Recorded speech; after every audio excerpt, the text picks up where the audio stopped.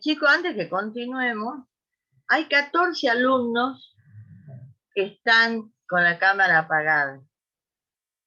Ya se me ordenó del colegio que los que tienen la cámara apagada no tienen la asistencia de hoy. ¿Mm? Porque, bueno, me explicaban de que puede prender la computadora y irse a tomar unos mates, un cafecito, y no están presentes. Entonces acá tengo anotado todos los que están sin la cámara. ¿Mm? Ustedes vean si van a participar esta segunda parte, porque si no van a tener el ausente. ¿Mm? Y les vuelvo a repetir, tienen que tener un porcentaje de asistencia, chicos, ya sea presencial o por Zoom. Es uno de los requisitos de la regularidad que establece el colegio. De parte mía son los prácticos y el parcial, pero el colegio les exige un porcentaje de asistencia de acuerdo a la cantidad de clases que tienen. Eso, bueno, ya lo saben ustedes desde el primer año. Bueno, Rojas, Espinosa y Villarreal siguen, ¿no? Con la cámara apagada. Profe, Sí. A no ser que tengan un problema con la cámara, yo pero le por mando lo un menos digan hola. Bueno, profe, ¿sí? yo le mando un mensaje a Eli porque no me anda el wifi. Estoy con los datos y se me traba un poco. Por eso trato de no prender la cámara. ¿Qué apellido sos vos? Roja Florencia. Rojas. Bueno, ya la anoto.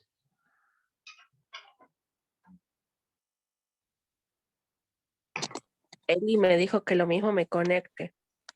No, sí. Si vos me decís que me hablas o respondes o haces alguna pregunta, o como en este caso me estás avisando, por supuesto que yo te considero la asistencia. ¿Mm?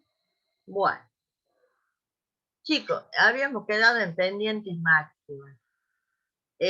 Como ya venimos hablando, es muy riesgoso si no hay un equilibrio de la curva vertical con la rasante. ¿Entienden lo que es rasante, chicos? Rasante sería el nivel cero, el que trae la ruta recta. ¿Ah? Entonces, si yo vengo por una ruta recta y de repente siento que me voy a ir a un precipicio, ahí no hay un equilibrio, no hay una concordancia. La pendiente es muy elevada, es decir, que hay algo que no está correcto ahí en esa curva. A eso se refiere estas pendientes máximas. ¿Ah?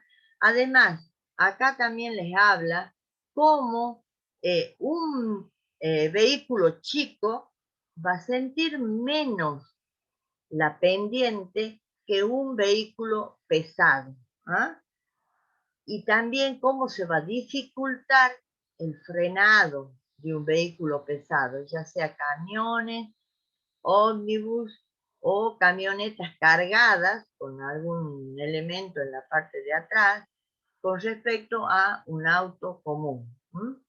De esto le habla y ahí, por ejemplo, ve cómo le dice un camión con miren la diferencia, un camión con remolque tiene que tener un 2% de la pendiente. Yo les dije hace un momento que ese porcentaje depende del recorrido que hace la curva. ¿Ah? En base a eso va el porcentaje de la pendiente. Es increíble, chicos. Por ejemplo, les voy a poner un caso fuera de la ruta, en una vivienda. En una vivienda nosotros no podemos hacer un techo con pendiente con la inclinación que se nos antoje. No, hay un porcentaje que es el correcto de colocar el techo. ¿Ah? Porque a veces ustedes quizás puedan decir, pero mientras más pendiente tenga la chapa o la losa, mejor va a escurrir el agua. No, no es así. Se ocasionan muchas dificultades. Lo mismo pasa con la ruta.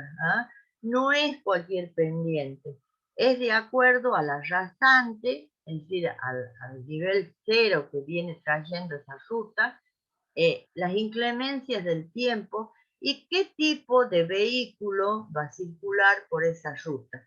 ¿Se acuerdan ustedes que en el módulo anterior habíamos visto que una de las partes importantes para la ruta son los vehículos? Y había una partecita que decía vehículos atraídos. Es decir que, por ejemplo, los camioneros saben que se construye una nueva ruta y que quizás es más corta en los tramos que la ruta vieja, como pasa acá en Tucumán, chicos, la ruta es que se la llama alternativa también, llegamos más rápido desde acá a Montero, a Concepción, que yendo por la ruta vieja. Entonces, todos los vehículos se sienten atraídos para esa ruta porque demoran menos en el recorrido para llegar a un determinado punto.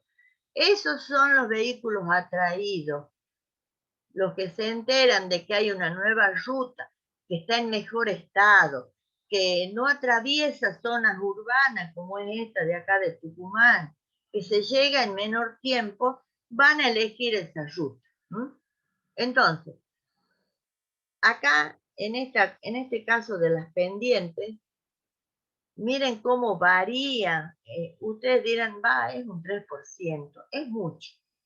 En una pendiente es mucho un 3%. Esa es la diferencia de los camiones con remolque, que son muy pesados, y los que no tienen remolque y automóviles. Y acá también les habla que si por la topografía es decir, el tipo de suelo, el tipo de terreno que tenemos, no se puede cumplir estos dos porcentajes de pendientes máximas, nunca deben exceder del 4 o el 5%. Acá hay un cuadro que yo ya les dije en otra oportunidad, que creo que aparecía un cuadrito, que es para que ustedes se enteren cómo va variando según la topografía de la zona. No lo tienen que memorizar, es para que ustedes vean que todo lo que les estoy diciendo, este es un cuadro que me dio Vialidad. Ellos tienen un cuadernillo y me dieron ese cuadro, para que se vean las diferencias que hay respecto a las distintas zonas.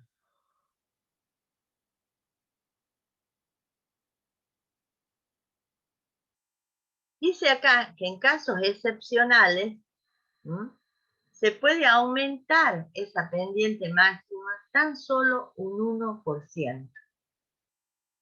Y se la va a reducir cuando ya se atraviese el tramo ese en que ha sido necesaria aumentar a esa pendiente. Bueno, todos estos números, chicos, son informativos para que ustedes vean y comprendan más cómo se van dando las curvas verticales, que es de las que estamos hablando. Y también acá es otro cuadro, pero no lo pasen de largo. Ustedes mírenlo cuando vean el módulo, cuando se pongan a estudiar, cómo hay pendientes nocivas, tanto para automóviles como para camiones. Y ya vamos a ver, ahí dice un título, velocidad directriz, que ya la vamos a ver porque eso está incluido en los tipos de velocidades.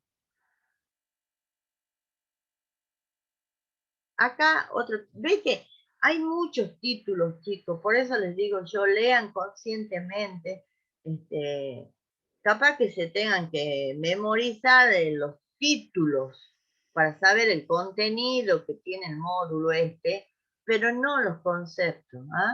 Las longitudes de las pendientes dicen que es mucho más pronunciada para el caso, se la siente mucho más pronunciada en el caso de los camiones que en la de los automóviles. Luego tenemos otra porción, otra parte de lo que es la ruta, que son las banquinas. Eso lo habrán sentido nombrar muchas veces, chicos. A veces van transitando, ya sea en línea recta o en curva, en los dos casos, existen las banquinas, que están a los costados de la calzada por la que circula el vehículo. Y dice también, hay un cuadrito, ¿ves? Ustedes lo van a ver cómo va variando, que esta banquina va a variar de acuerdo a la categoría del camino, al tipo de suelo que tenga, a la cantidad de vehículos que transitan por esa ruta. Todo eso va a hacer que vaya a variar el ancho de banquina. Entonces, la banquina es lo que está al costado de la calzada hacia ambos lados.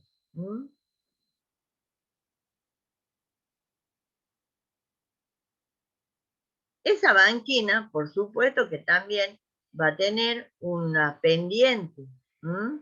Y les dice que lo ideal es adoptar un 4%. Acá todo esto hay una cosa importante. Muchos piensan que la banquina es para detenerse y tomar unos mates. Y no es así. ¿Ah? La banquina es cuando hay algún inconveniente con el vehículo para que puedan detenerse y solucionarlo. ¿Ah? O también ustedes, si es que anduvieron en ruta, van a ver que está la calzada, viene un bordecito y la banquina está hecha con otro material y siempre hay un bordecito entre la banquina y la calzada. Este material a veces es de ripio, es decir, de piedra con arena, a veces son cascotes de ladrillos, o simplemente es pasto. Es decir, que siempre el material con el que está hecho la banquina difiere del material de la calzada. ¿Y por qué tiene ese bordecito? Eso es increíble, pero por si un conductor se duerme, porque viene manejando, viene cansado, se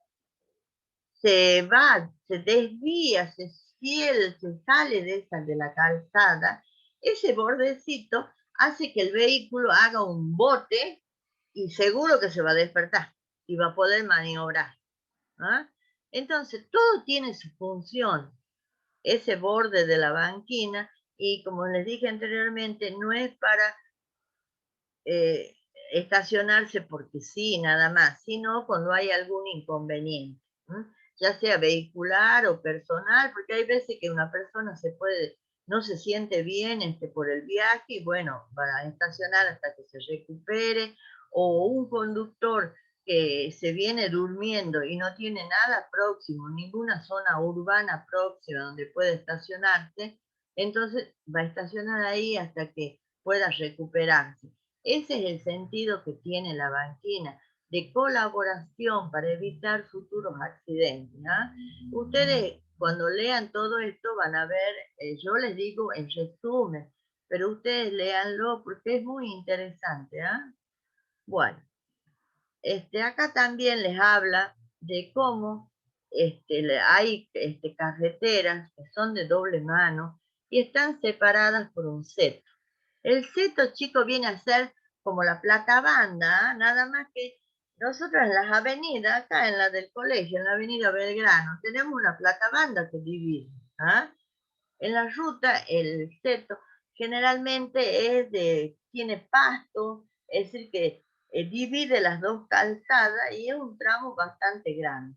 Eso suele ocurrir en muchas rutas que tienen los dos sentidos completamente divididos, de una mano y de la otra. Los carriles están divididos. Acá tienen un caso de las medidas de la banquina, los ideales de medidas de banquina según la topografía del terreno. En terreno zona llana, ondulada o montañosa. Y las trochas. Las trochas, chicos, equivale a decir los carriles que tiene una ruta. A eso equivale trocha. No sé si lo habrán sentido nombrar esa palabra, pero es eso. Son los carriles que tiene una ruta. Generalmente son carriles pares. Si tienen 2 de ida, 2 de vuelta, 1 de ida, 1 de vuelta. Puede ser que haya mayor tránsito, supongamos, de ida hacia un determinado lugar Y puede ser que tenga entonces un número impar, que sea más ancha la ruta en ese lado que es de ida, supongamos hacia el sur, que el de regreso. Ahí se puede dar que no sea número par, sino siempre, siempre, un 95% son números pares los carriles. Bueno, acá hay algo interesante, que son las calles colectoras o caminos. ¿Ah? Esas calles colectoras son pueden ser calles o rutas que van a descongestionar a la ruta principal. Por ejemplo, saben que yo, se ve que el módulo, les digo, disculpen, acá está el dibujito. Hay muchos grafiquitos, croquis chiquititos que yo hice en un módulo nuevo y no están acá. Miren, acá les explico. Calles colectoras o caminos colectores. Ustedes tienen una ruta principal. ¿Ven que ahí dice ruta? ¿Ah? Ahí tiene una línea en el centro. ¿Por qué? Porque puede ser lo que yo les decía antes, que esta ruta tenga hacia una mano 2 carriles y hacia la otra mano un solo carril. Miren lo que pasa acá. Se construye una colectora. En Buenos Aires es súper común, chicos. Si ustedes entran a internet y ponen colectoras, les van a salir cantidad de colectores y ahí sí ustedes con este grafiquito que yo les hice a mano alzada, se van a dar cuenta de la utilidad que tiene con respecto al tránsito. ¿Cómo funciona esto? Nosotros tenemos caminos vecinales. Ahí dice, es decir, que van a determinados poblados chicos que salen, que son súper peligrosos, hacia la ruta principal. Son caminos chicos y del otro lado también. Entonces, ¿qué hace la colectora? Va recogiendo todos esos vehículos que salen de esos caminos vecinales y de tramo en tramo les permite ingresar a la ruta. Esa es la tarea de la colectora. Recoger vehículos de zonas aledañas y de tramo en tramo llevarlos a la colectora. Es decir que se evitan cantidad de accidentes.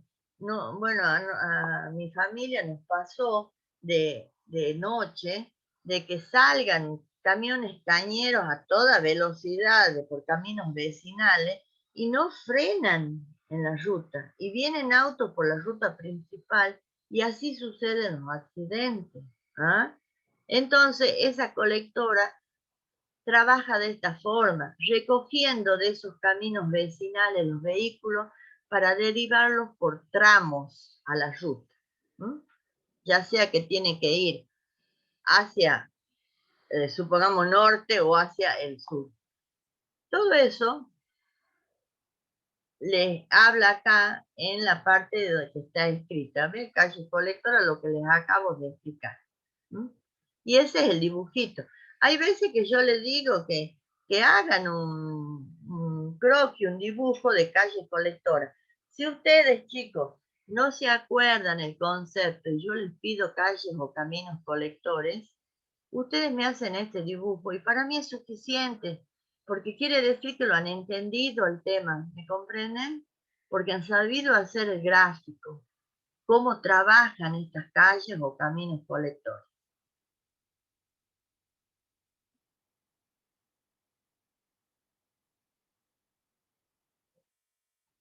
Bueno, acá ya les habla, y también hay un cuadro que repito, es información, la zona de caminos. Acá les dice que lo ideal es que el ancho de camino sea parejo, sea uniforme, pero hay casos en que deben ser ensanchados por diferentes motivos, ya sea que está cercano un acceso a un poblado o hay una fábrica cerca, entonces ya van a salir camiones. por X razones hay partes de ese camino que debe ser ensanchada, es decir, que no mantiene la misma distancia de costado a costado con el resto de ese mismo camino. Y bueno, acá en el cuadro, ahí les digo, ¿ve? En zonas previsiblemente rurales, ve que es más angosto en zonas rurales, pero ya cuando están cerca de zona urbana, ve cómo se aumenta ese ancho del camino. Acá está lo que les decía hace rato, que ya lo íbamos a ver. Bueno, vialidad considera distintos tipos de velocidades. La más importante, chicos, es la velocidad directriz. Hay veces que yo les pido que conceptualicen velocidad directriz. ¿A qué se le llama esta velocidad directriz? Dice que es la máxima velocidad a la que circula un vehículo con total seguridad. ¿Por qué va a circular con seguridad? Siempre y cuando la ruta esté en buen estado, el que maneja tenga aptitud para conducir, no que esté recién aprendiendo, porque entonces no le va a dar seguridad. Les dice que el clima, las inclemencias climáticas no sean frecuentes, como ser tormenta, frío extremo que produce congelamiento en la calzada, neblina, nieve, y que haya una buena visibilidad, es decir, que el mantenimiento de ese camino, de esa ruta, sea la adecuada. A eso se le llama velocidad directriz.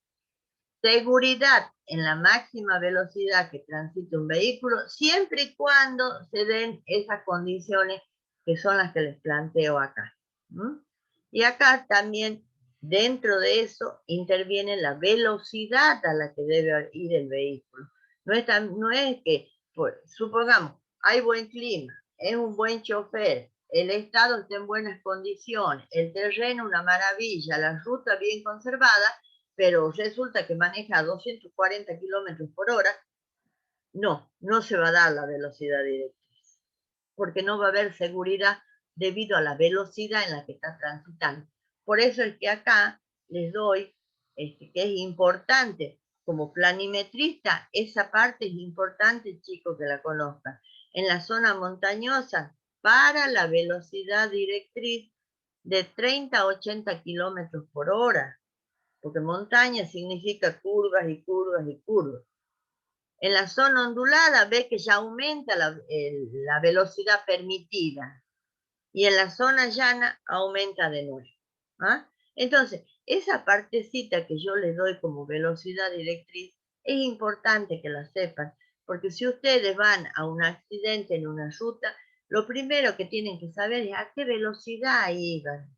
Y de ahí empezar a ver los otros puntos, si había visibilidad, si estaba en buenas condiciones la ruta, si el auto estaba en buenas condiciones, pero importante que sepan las velocidades permitidas por zona según la topografía del terreno. Y luego también les habla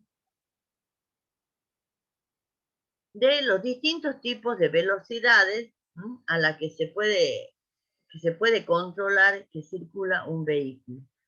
Yo generalmente, chicos, lo que más me interesa es la velocidad directriz. Y que ustedes sepan la velocidad a la que se puede transitar, porque eso les puede servir en el trabajo si ustedes llegan a hacer un trabajo de planimetrista.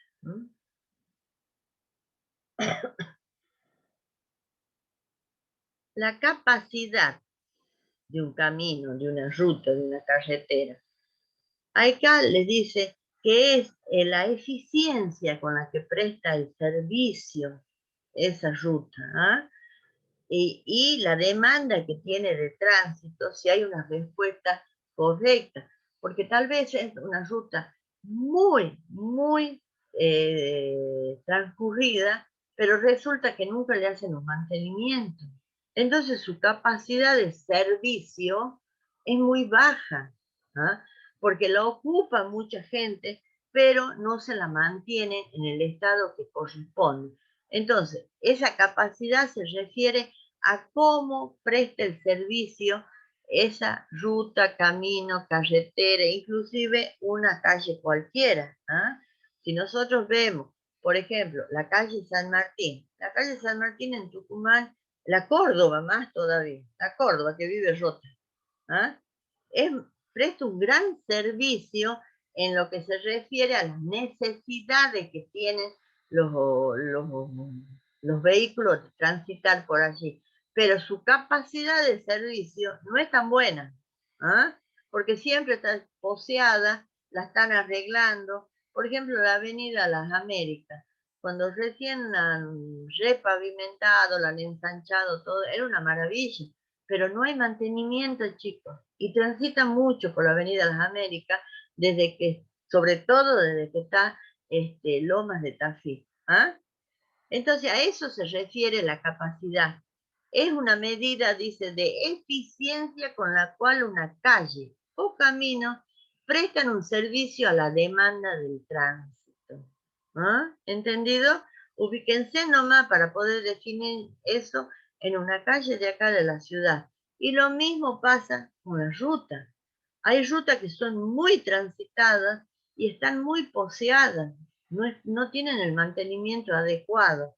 Y de noche, y si llueve, ustedes han visto que el agua impide que se vean los pozos o los cráteres que hay por ahí y puede suceder un accidente muy grave, ¿ah? Si es un pozo muy grande, el bache.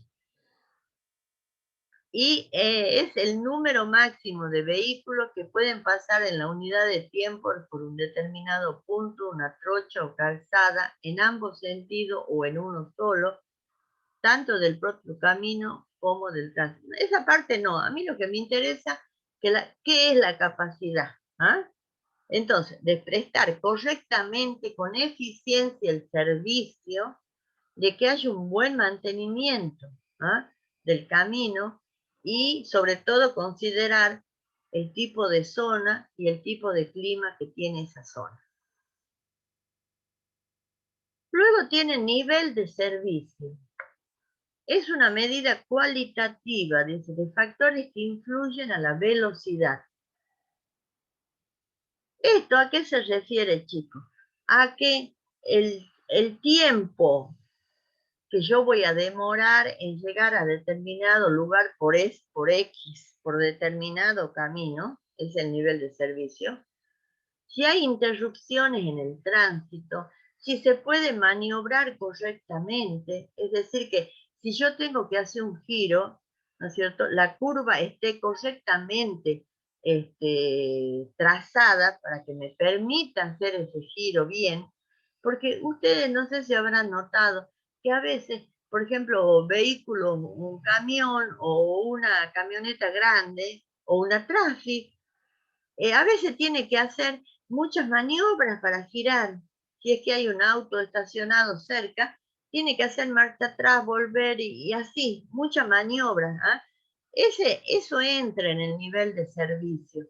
Es decir, que no me permite circular con mucha facilidad. Y eso debe existir en una calle, en un camino, en una ruta. ¿Hasta ahí vamos, chicos? Son muchos titulitos, pero son conceptos cortitos. Aparte, estoy segura que ustedes lo viven a diario, el que maneja, el que circula en vehículo, porque son cosas de la vida cotidiana que nos pasan y a veces no se pueden solucionar, es decir, que el conductor no lo puede solucionar porque son temas del trazado, ya sea de la calle o de la ruta. ¿Ah? Yo creo que ya, sí, ya enseguida va a terminar. Hasta ahí lleguemos. ¿Qué dudas tienen? ¿Quieren que repasemos algo? ¿Algo no quedó claro? Profe, ¿Sí? Sí. a mí me podría explicar de nuevo la parte del radio, todo eso, la parte de los dibujos. Bueno, de todas maneras, sí te lo explico todo. Pero yo no sé, espérate, espérame un minutito que ya te explico. No sé, qué raro que no lo hayan subido los dibujos. No, si yo los tenía hechos, a ver. No, este es sobrepaso.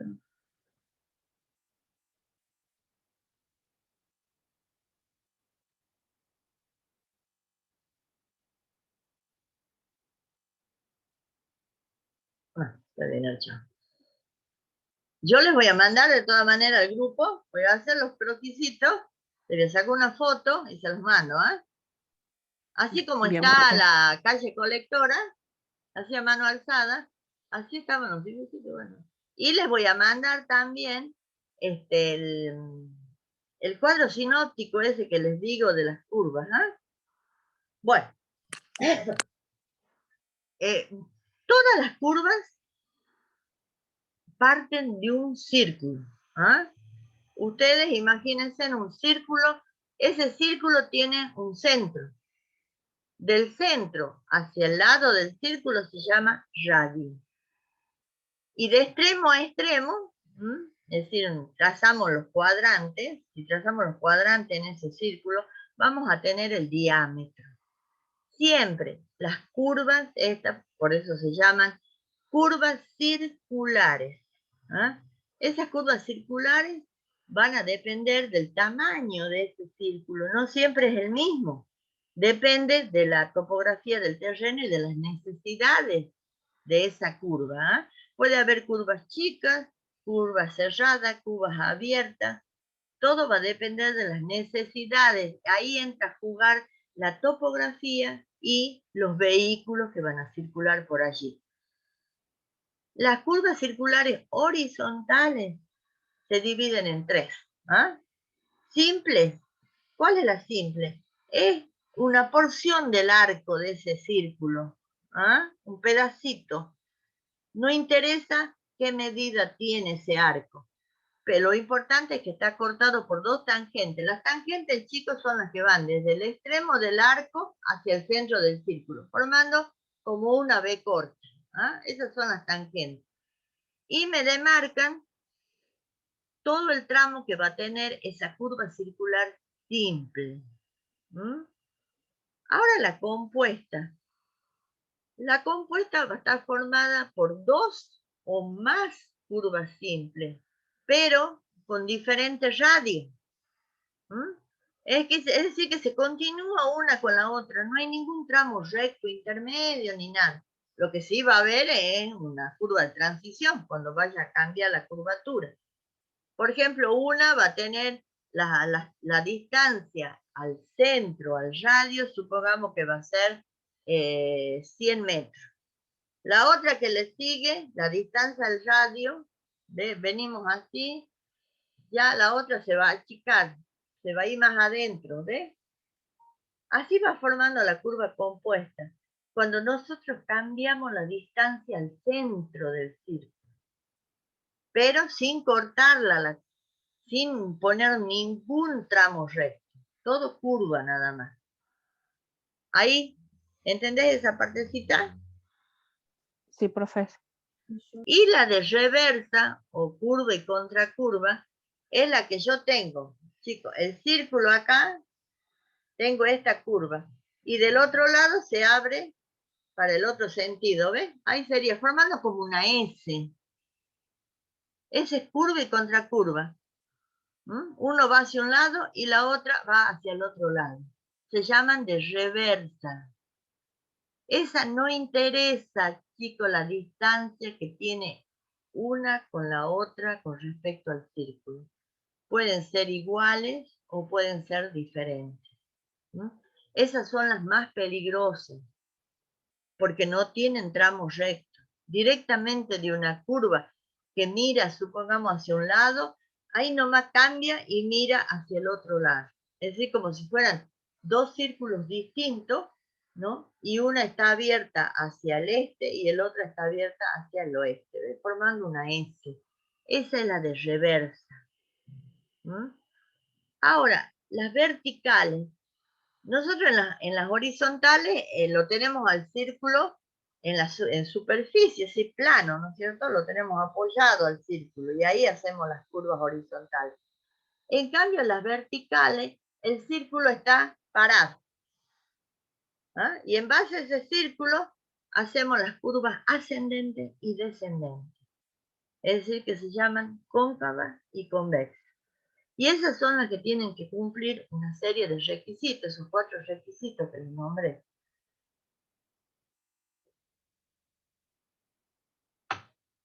Que era seguridad de los ocupantes del vehículo. ¿Ah?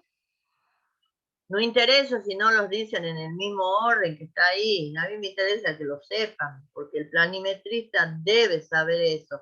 Porque si no se cumplen esos requisitos, chicos, y hay un accidente fatal, la que va a tener que responder es la empresa o vialidad que ha hecho el trazado y construcción de esa ruta, ¿me entienden? Entonces, esos requisitos ustedes los tienen que saber. No me interesa el orden, pero sí que son 4. Seguridad de los ocupantes del vehículo, ¿eh? Que no sea una bajada o una subida muy pronunciada, porque se van a sentir mal. Hay personas que se descomponen dentro del vehículo por eso. A mí me pasaba, así que les voy diciendo. Otra, seguridad en el tránsito. ¿Ah? ¿Por qué? Porque puede haber accidentes también en subidas y bajadas. Que haya un equilibrio con las rasantes en esas subidas y bajadas con respecto a las rasantes, es decir, a la parte recta que tiene el camino. Y un buen drenaje superficial. Quiere decir que donde haya una bajada y una subida, no se junte agua ahí. El badén que le llaman, chicos, lo habrán sentido, ¿no es cierto? Cuidado. Miren, acá, que nos pasó, nos mojó entero, yendo para Tafí Viejo, donde están estos salones de fiesta, ahí la calle baja y vuelve a subir y se junta agua y un olor espantoso. Buah, es horrible, a nosotros nos pasó yendo a una fiesta y con las ventanillas bajadas de enchastrarnos todo. Bueno, eso es un mal drenaje superficial. ¿Ah? Profe, ¿Entendido? Sí. por ejemplo, en el puente de la Córdoba y Marco Avellaneda, que cuando llueve Claro. se llena de agua, digamos. Sí, y lo que han hecho es poner un metro ahí para que vean cuánto hay de agua. Y encima el cartel de noche casi no se lo ve. O suponete que hayan cortado la luz, dice no avanzar. ¿Y quién lo ve? El que no conoce la ciudad, le llega el agua hasta el cuello, porque es mucha el agua que se junta ahí. Eso, hijita, es un mal drenaje superficial. Y por eso les digo, sucede en calles y sucede en las rutas. ¿Ah? Y en la ruta, ustedes, es peor todavía porque es oscuro y a veces el agua, el reflejo que da es como si fuera la calzada. ¿Ah? Como así también a veces vamos circulando y la calzada brilla como si habría agua, ¿ah? Por la luz del sol. Bueno, lo mismo pasa, el problema surge con el agua, ¿no? Nada más que al revés. No se ve que ahí hay un badén, es decir, que está hundido y no está, no se ha drenado. Entonces ustedes siempre, chicos, eso tienen que saberlo. Si van, porque hubo algún caso en el lugar por ese motivo, revisar los drenajes, dónde están, ver.